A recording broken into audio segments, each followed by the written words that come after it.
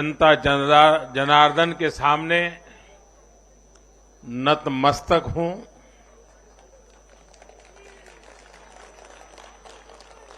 जनता जनार्दन का आशीर्वाद अभिभूत करने वाला है।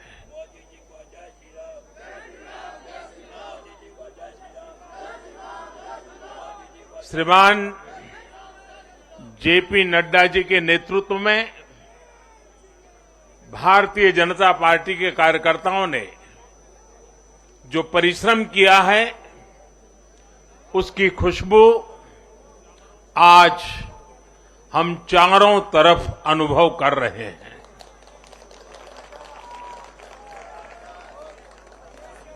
जहां भारतीय जनता पार्टी प्रत्यक्ष नहीं जीती,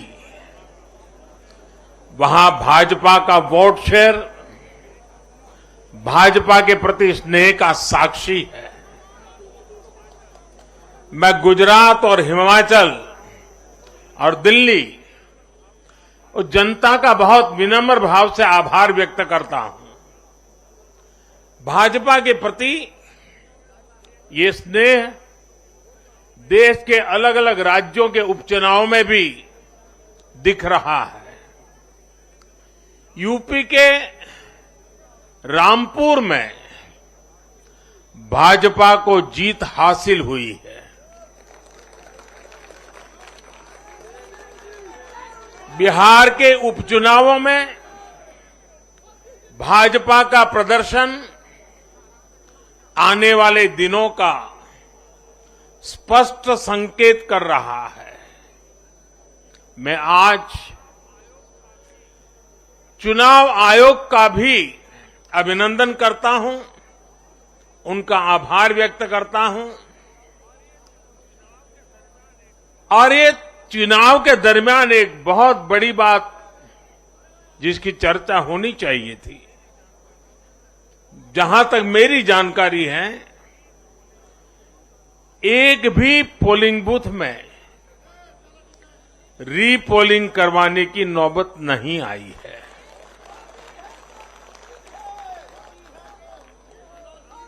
मतलब कि सुख और शांतिपूर्ण रूप से लोकतंत्र की भावनाओं को पूरी तरह लेटर एंड स्पिरिट में स्वीकार करते हुए मतदाताओं ने लोकतंत्र के उस उत्सव को बहुत बड़ी ताकत दी है। और इसके लिए भी चुनाव आयोग अभिनंदन का अधिकारी है। इस चुनाव में हिस्सा लेने वाले हर राजनीतिक कार्यकर्ता को, हर दल को भी मैं साधुवाद देता हूं। साथियों, आज मैं हिमाचल के हर मतदाता का भी बहुत बहुत आभारी हूं।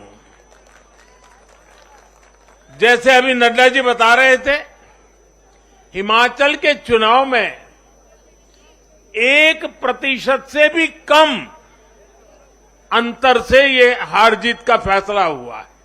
1% से भी कम। इतना कम अंतर से हिमाचल में कभी नतीजे नहीं आए हैं।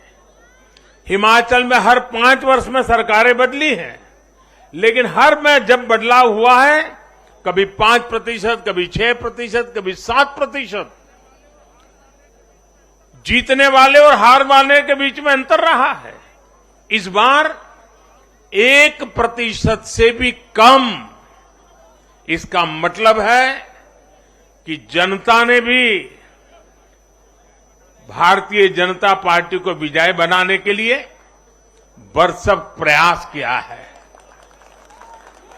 मैं हिमाचल की जनता को आश्वस्त करता हूं कि भाजपा भले ही 1% से पीछे रह गई, लेकिन विकास के लिए हमारी प्रतिबद्धता 100% रहेगी।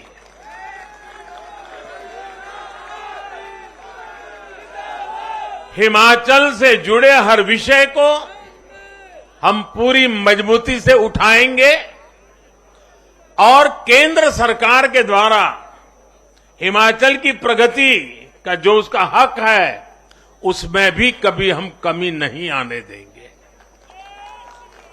अभी जो मैंने दिल्ली का वर्णन सुना कि किस प्रकार से दिल्ली कॉरपोरेशन को विफल करने के इरादे से जनता के साथ धोखा किया गया, ये काम हम नहीं करते हैं।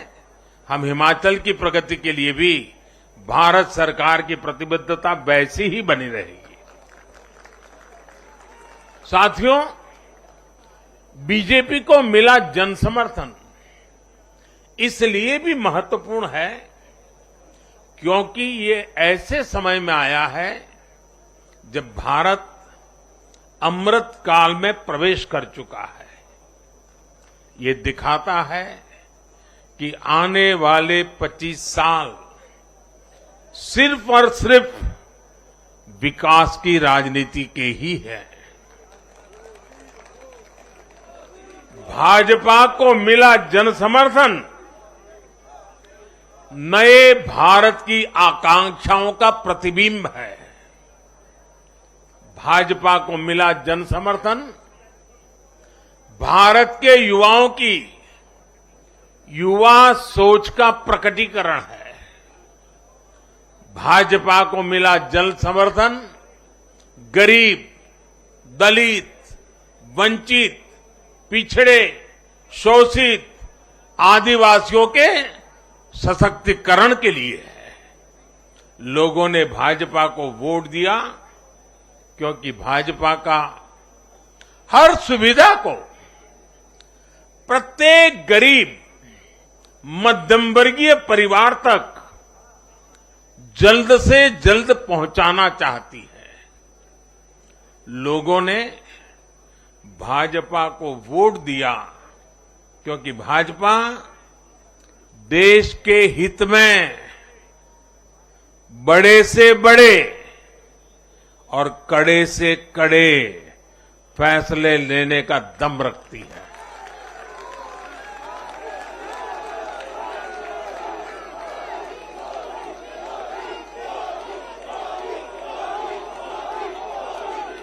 भाजपा का बढ़ता जन समर्थन ये दिखाता है कि परिवारवाद और भ्रष्टाचार के खिलाफ जन आक्रोश लगातार बढ़ रहा है। और मैं इस बात को स्वस्थ लोकतंत्र के लिए एक शुभ संकेत के रूप में देखता हूं। और साथियों, इस बार वाकई गुजरात ने तो कमाल ही कर दिया है।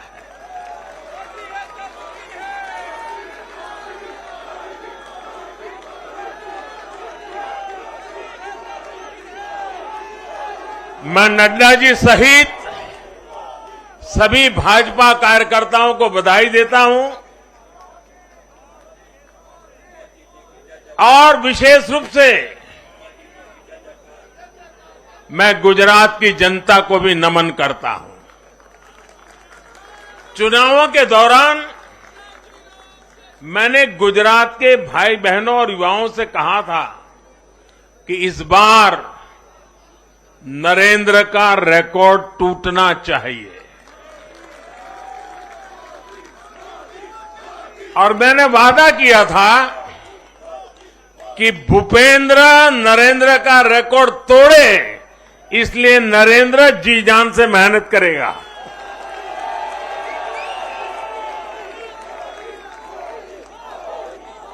और गुजरात की जनता ने तो रिकॉर्ड तोड़ने में भी रिकॉर्ड कर दिया।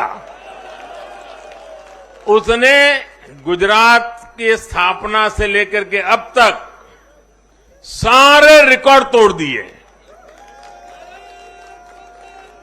गुजरात के इतिहास का सबसे प्रचंड जनादेश भाजपा को देकर गुजरात के लोगों ने नया इतिहास बना दिया है।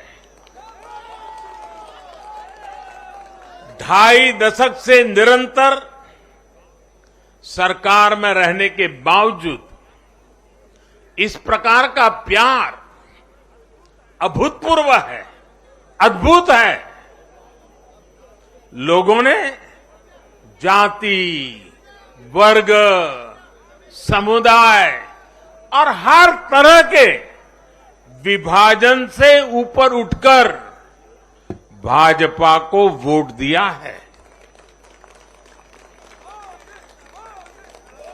भारतीय जनता पार्टी गुजरात के हर घर का हिस्सा है, गुजरात के हर परिवार का हिस्सा है। साथियों, इस चुनाव में गुजरात में 1 करोड़ से भी ज्यादा ऐसे वोटर्स थे जिन्होंने मतदान किया, लेकिन ये वो मतदाता थे जिन्होंने कभी भी कांग्रेस के कुशासन को, उसकी बुराइयों को देखा नहीं था। वे फ्रेश थे, उन्होंने सिर्फ भाजपा की ही सरकार को देखा था। और युवाओं की तो प्रकृति होती है कि वो हमेशा सवाल पूछते हैं, जांचते हैं, परखते हैं, उसके बाद किसी फैसले पर पहुंचते हैं। युवा सिर्फ इसलिए किसी पार्टी को वोट नहीं करते क्योंकि वो दशकों से सत्ता में रही या फिर उस पार्टी के नेता किसी बड़ी परिवार के हैं। युवा तभी वोट देते हैं जब उन्हें भरोसा होता है, जब उन्हें सरकार का काम प्रत्यक्ष नजर आता है।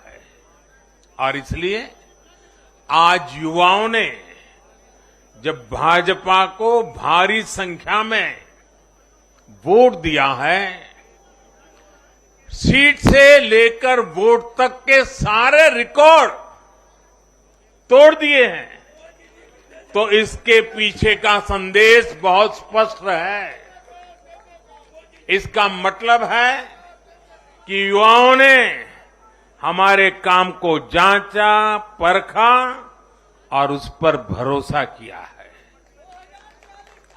इसका मतलब ये है कि युवा भाजपा की विकास वाली राजनीति चाहते हैं। इसका मतलब है कि युवा ना तो जातिवाद के बहकावे में आते हैं, न परिवारवाद के। युवाओं का दिल सिर्फ विजन और विकास से जीत सकते हैं, और भाजपा में विजन भी है और विकास के प्रति प्रतिबद्धता भी है। साथियों, आज एक और बात याद करने वाली है। जब महामारी के घोर संकट के बीच बिहार में चुनाव हुए थे, तो जनता ने भाजपा को भरपूर आशीर्वाद दिया। जब महामारी के संकट से बाहर निकलते हुए असम, यूपी, उत्तराखंड, गोवा, मणिपुर एक के बाद एक चुनावों में जनता ने भारतीय जनता पार्टी को ही चुना। और आज जब भारत विकसित भारत के लक्ष्य की प्राप्ति के लिए आगे बढ़ रहा है, तो भी देश की जनता का भरोसा सिर्फ और सिर्फ भाजपा पर है।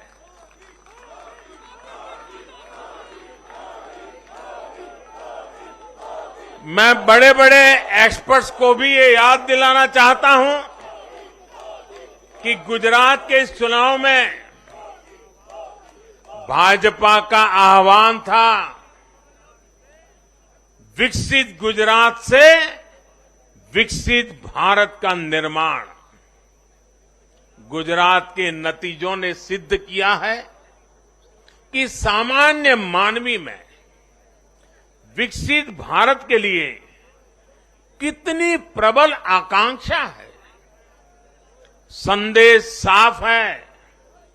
जब देश के सामने कोई चुनौती होती है तो देश की जनता का भरोसा भाजपा पर होता है। जब देश पर कोई संकट आता है तो देश की जनता का भरोसा भाजपा पर होता है। जब देश बड़े लक्ष्य तय करता है तो उनकी प्राप्ति के लिए देशवासियों का भरोसा भाजपा पर होता है। जब देश की आकांक्षाएं चरम पर होती हैं तो भी उनकी पूर्ति के लिए देश की जनता का भरोसा भाजपा पर ही होता है। साथियों, भाजपा के आज हम जहां पहुंचे हैं, राज्यों में हो, स्थानीय स्वराज्य की निकायों में हो या केंद्र में हो, ये ऐसे ही नहीं पहुंचे हैं। 5 पीढ़ियां जनसंघ के जमाने से तपस्या करते हुए परिवार के परिवारों खपते रहे, तब जाकर के ये दल बना है, तब जाकर के हम यहां पहुंचे हैं।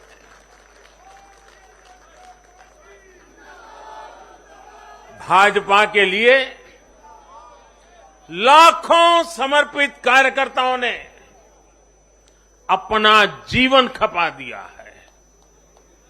व्यक्तिगत सुख, व्यक्तिगत आकांक्षाएं, व्यक्तिगत खुशी, व्यक्तिगत महत्वाकांक्षा, व्यक्तिगत सफलता, इन सबको तिलांजलि देकर भाजपा का प्रत्येक कार्यकर्ता समाज और देश की सेवा करने में, समाज और देश को सशक्त करने में जुटा रहता है। हम विचार पर भी बल देते हैं और व्यवस्था को भी सबल बनाते रहते हैं। भाजपा अपने कार्यकर्ताओं की अथाह संगठन शक्ति पर भरोसा करके ही अपनी रणनीति बनाती है और सफल भी होती है। उतार चढ़ाव भाजपा के राजनीतिक जीवन में भी आए हैं, लेकिन हमने आदर्शों और मूल्यों पर अड़िग रहकर दिखाया है। साथियों, पिछले 8 वर्षों में देश में एक और बहुत बड़ा बदलाव अनुभव किया गया है। ये बदलाव कार्य का भी है, कार्यशैली का भी है। भाजपा की सरकारें भी कार्य को छोटा नहीं समझती। हम मानते हैं हर काम बड़े लक्ष्यों की प्राप्ति का माध्यम बनता है।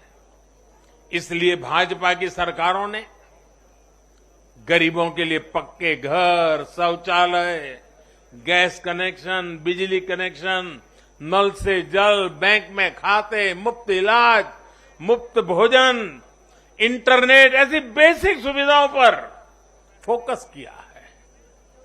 पहले की राजनीति में ये बहुत फैंसी विकास नहीं माना जाता था।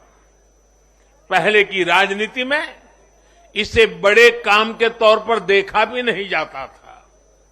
इसलिए आज जो भी सरकारी लाभ है वो हर व्यक्ति, हर क्षेत्र, हर वर्ग जो उसका हकदार है उस तक तेजी से पहुंचने के लिए ईमानदारी से प्रयास किया जाता है। पूरा का पूरा पहुंचे, इसके लिए टेक्नोलॉजी का भी भरपूर उपयोग किया जाता है। किस क्षेत्र, किस वर्ग, किस समुदाय में कितने वोट हैं, इस आधार पर न हम देश चलाते हैं, न राज चलाते हैं, न सरकारें चलाते हैं। और हमें आज इस बदली हुई राजनीति के सकारात्मक नतीजे भी देखने को मिल रहे हैं।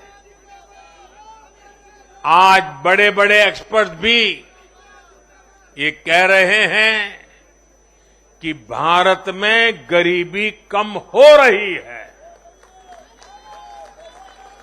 साथियों, देश ने पिछले 8 वर्षों में गरीब को सशक्त करने के साथ ही गरीब तक मूलभूत सुविधाएं पहुंचाने के साथ ही आधुनिक इंफ्रास्ट्रक्चर पर भी फोकस किया है।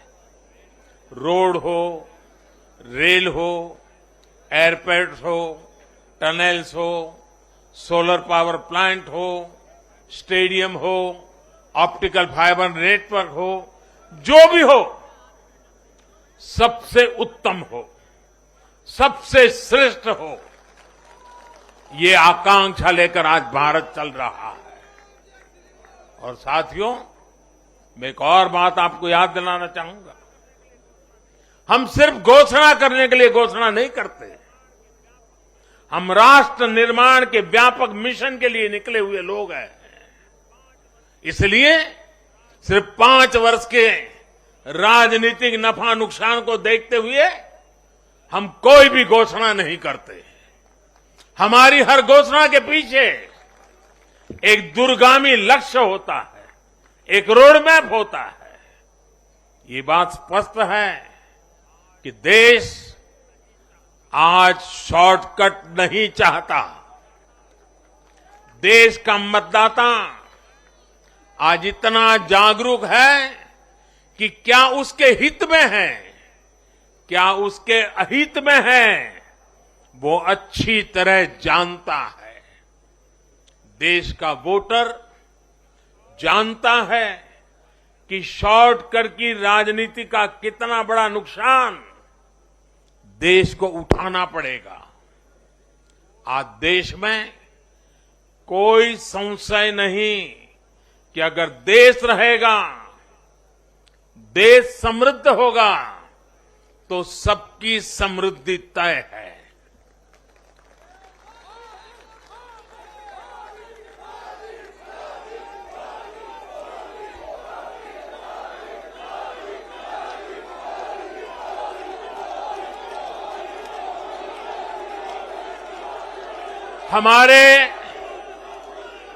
हमारे पूर्वजों के पास अनुभव का अगाध ज्ञान था और अनुभव के निचोड़ से कहावतें बनती थी। और हमारे यहां हमारे पूर्वजों ने हमें विरासत में दी हुई एक कहावत है, आमदनी अठन्नी और खर्चा रुपया। अगर ये वाला हिसाब रहेगा तो क्या स्थिति होगी, ये हम दुनिया में हमारे अड़ोस पड़ोस में आज भली भांति देख रहे हैं। और इसलिए आज देश बहुत सतर्क है। देश के हर राजनीतिक दल को ये याद रखना होगा कि चुनावी हथकंडों से किसी का भला नहीं हो सकता। साथियों, आज के जनादेश में एक और संदेश है।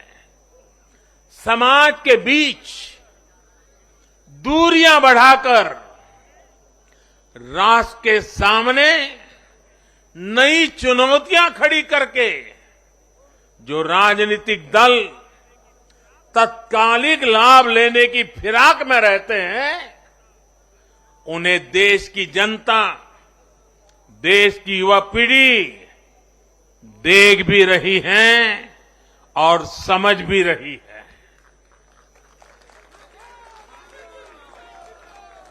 भारत का भविष्य फॉल्ट लाइंस को बढ़ा करके नहीं, फॉल्ट लाइंस को गिराकर ही उज्जवल बनेगा। कभी भाषा की दीवार, कभी रहन सहन, कभी क्षेत्र, कभी खान पान, कभी ये वर्ग, कभी वो वर्ग, लड़ने के लिए तो सैकड़ों वजह हो सकती है, लेकिन जुड़ने के लिए एक वजह ही काफी है। ये मातृभूमि, ये धरती, ये देश, ये हमारा भारत।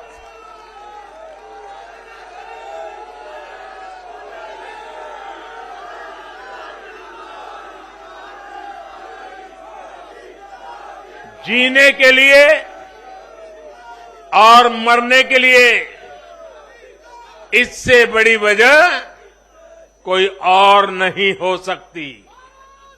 इसलिए हमें देश प्रथम, इंडिया फर्स्ट की भावना के साथ आगे बढ़ना है।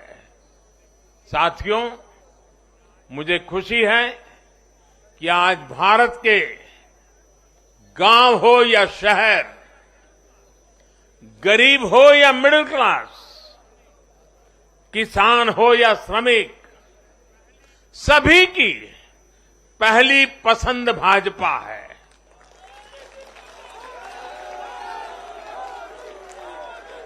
भाजपा को गुजरात के आदिवासी क्षेत्रों का भी अभूतपूर्व आशीर्वाद मिला है। और मुझे अभी जो जानकारी बताई गई, एससी एसटी की गुजरात में करीब 40 सीटें आरक्षित है। 40 में से 34 सीटें थम्बिंग मेजोरिटी से भारतीय जनता पार्टी जीती है।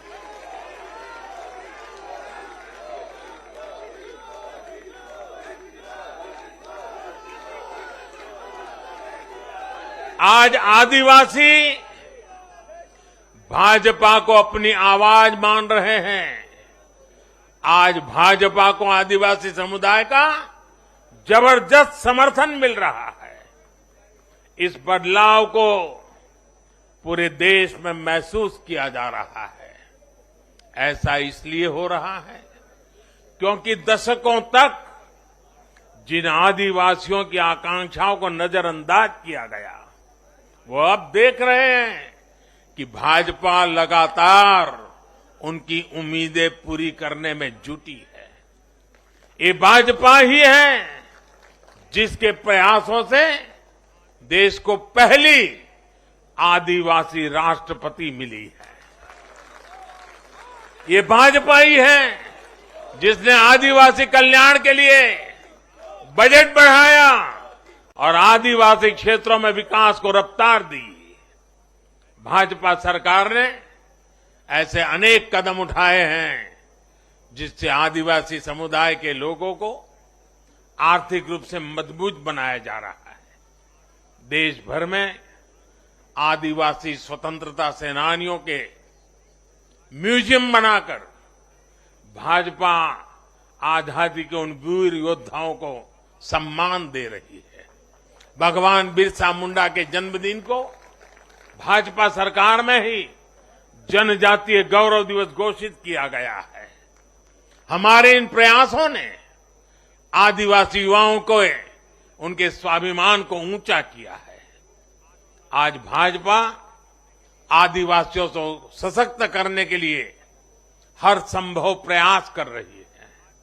साथियों, आजकल हर चुनाव नतीजों के बाद ये चर्चा भी बहुत होती है कि देश की माताएं, बहनें, बेटियां भाजपा पर इतना आशीर्वाद क्यों बरसाती है।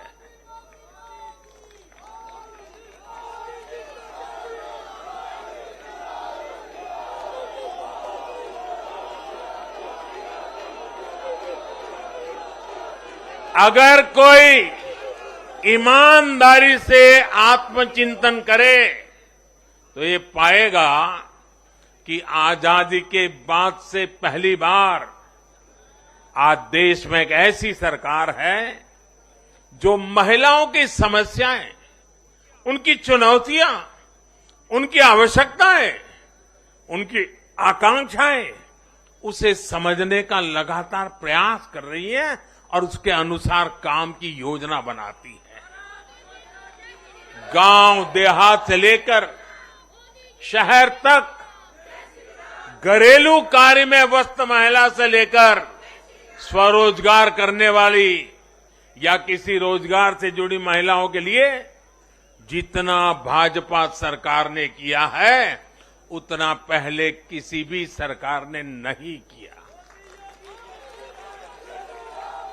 महिलाओं के लिए पहले की सरकारों के 70 साल के कार्यों की तुलना में भाजपा सरकार के 7-8 साल के कार्य कहीं ज्यादा है और इसलिए आज जब भी चुनाव होते हैं तो देश की माताएं, बहनें, बेटियां कमल के निशान का सिर्फ बटन ही नहीं दबाती, उनके हाथों में एक आशीष का भाव होता है, आशीर्वाद का भाव होता है और जब वो उंगली कमल के बटन पर रखती हैं तब वो हम जैसे लाखों कार्यकर्ताओं के सर पे विजय तिलक भी लगा देती है।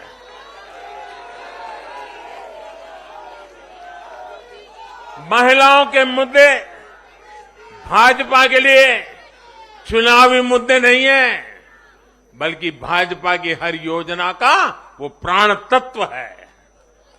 महिलाओं का जीवन आसान बनाना हो, महिलाओं को ज्यादा से ज्यादा रोजगार के, स्वरोजगार के अवसर मुहैया कराना हो, ये भाजपा का कमिटमेंट है।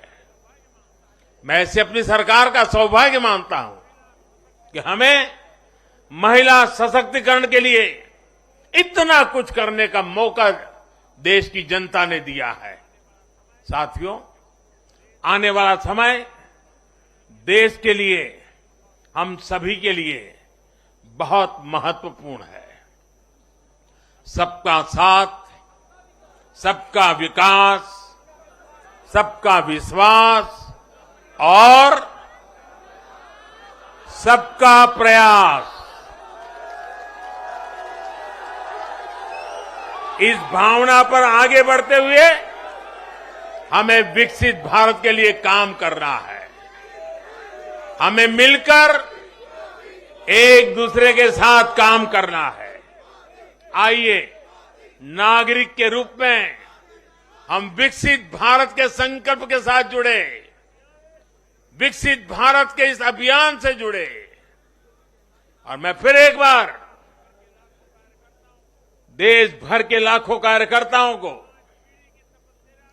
5-5 पीढ़ी की तपस्या को आगे बढ़ाने के लिए हृदय से धन्यवाद करता हूं, अभिनंदन करता हूं। मैं जनता जनार्दन को भी प्रणाम करता हूं। उनके निरंतर आशीर्वाद हमारे लिए नित्य नूतन ऊर्जा बन जाते हैं। ये निरंतर समर्थन हमें सात्विक भाव से, सेवा भाव से, समर्पण भाव से कार्य करने की शक्ति देता है। जब हमें जनता जनार्दन का आशीर्वाद मिलता है तो हमें अधिक परिश्रम करने की प्रेरणा जगती है, अधिक पुरुषार्थ करने का संकल्प जगता है और संकल्पों को सिद्ध करने के लिए जीवन खपा दे करके सिद्धि तक पहुंचाने के लिए हम लगे रहते हैं, क्योंकि जनता जनार्दन, इसे हम ईश्वर का रूप मानते हैं और यही सामर्थ्य, यही शक्ति एक सेवक के भाव से, सेवा भाव से, समर्पण की अप्रतिम राह को पकड़ते हुए चलते रहना, चलते रहना, चलते रहना, चरैवेति चरैवेति चरैवेति, इसी मंत्र को लेकर के हम चल रहे हैं। भाइयों बहनों, इस चुनाव में अब बहुत लोगों को जानने पहचानने का भी अवसर मिल चुका है। पिछले कुछ चुनावों का एक बड़े कैनवास पर एनालिसिस करना चाहिए कि जो अपने आप को न्यूट्रल कहते हैं, जिनका न्यूट्रल होना जरूरी होता है, वो कहां खड़े होते हैं, कब कैसे रंग बदलते हैं और कैसे कैसे खेल खेलते हैं, वो अब देश को जान लेना बहुत जरूरी है, बहुत जरूरी है। उत्तराखंड का इतना बड़ा चुनाव हुआ, कितनी जमानतें जब्त हुई, किसकी हुई, कोई चर्चा नहीं। हिमाचल में इतना बड़ा चुनाव हुआ, कितने लोगों की जमानत जब्त हुई, कितने लोगों का बुरा हाल हुआ, कोई चर्चा नहीं। भाइयों बहनों, उन लोगों को भी जानना चाहिए, पहचानना चाहिए कि ये भी ठेकेदार है।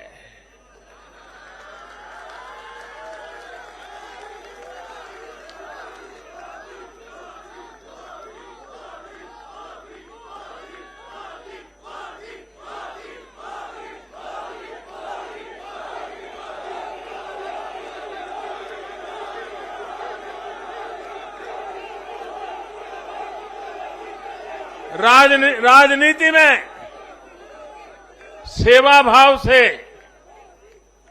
एक मुख्य सेवक की तरह काम करना, वो जैसे डिस्क्वालिफिकेशन माना जा रहा है। कि क्या नौबत आई है, ये कैसे नए मापदंड लगाए गए हैं।